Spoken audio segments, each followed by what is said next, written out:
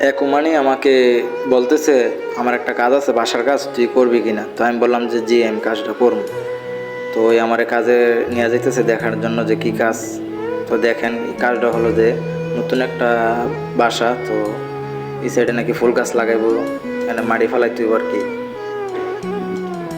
তো মাটি ফেলানোর জন্য বলছে, ফের জিজ্ঞেস করলাম যে কয়জন লাগবে, তো ওই আমার কইতাছে তোরা 4 জন হইলে মনে হয় পারবি। তো আমি বললাম সমস্যা নাই, আমার রুমে আমার বন্ধু বান্ধব আছে 4 জন লোক, নিয়ে আমার সমস্যা নেই।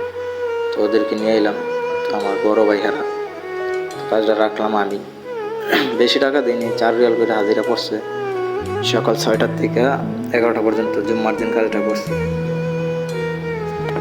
পার্ট টাইম কাজ ভাই ভালো, ওই বাসা নতুন বাসা করলে সাফ সাফাই বা গাছ টাছ থাকলে গাড়াগুড়ি, বাসা ক্লিন, এগুলো ভালো কাজ।